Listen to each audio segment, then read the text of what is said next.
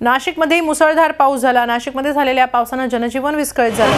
ठिकठिकाणी पाणी साचलं। अनेक भागात पाणी साचल्याने वाहतूक कोंडी निर्माण झाली। महापालिका मुख्यालयासमोरच हे पाणी साचलं होतं। केवळ पाऊण तासाच्या पावसात महापालिकेचे नाले सफाईचे दावे पाण्यामध्ये वाहून गेले। अनेक ठिकाणी गटारातलं पाणी रस्त्यावर आलं आणि तेच पाणी रस्त्यावरून वाहत गोदावरी नदीत जात होतं। त्यामुळे नाशिक महापालिकेनं गंगा पवित्र केल्याची उपहासात्मक प्रतिक्रिया नाशिककरांनी व्यक्त केली। रस्त्यावर साचलेलं पाणी अनेक दुकानांमध्ये आणि लोकांच्या घरातही शिरलं, त्यामुळे नागरिकांनी संताप व्यक्त केला।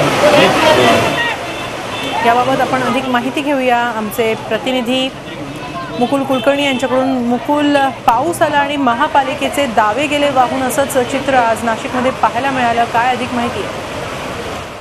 हेमाली, साधारणतः पाऊण ते 1 तास नाशिकमध्ये पाऊस पडला होता आणि या 1 तासाच्या पावसामध्ये संपूर्ण नाशिक हे जलमय झालेलं होतं।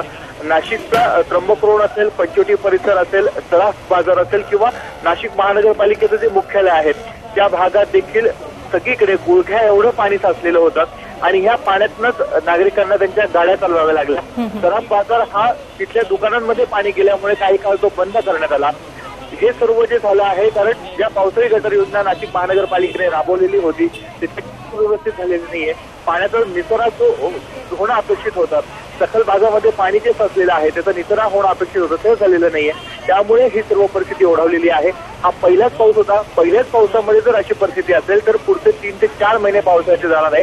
त्यावेळेस नाशिककरांची काय अवस्था होईल असे अनेक गंभीर प्रश्न यावर निर्माण होत आहे। त्यामुळे इथून पुढे तरी नाशिक महानगरपालिकेने नाले सफाईचे कामं आणि इतर जे कामं आहेत जे मान्सून पूर्व करणं अपेक्षित होतं ते तात्काळ पूर्ण करणं गरजेचं आहे।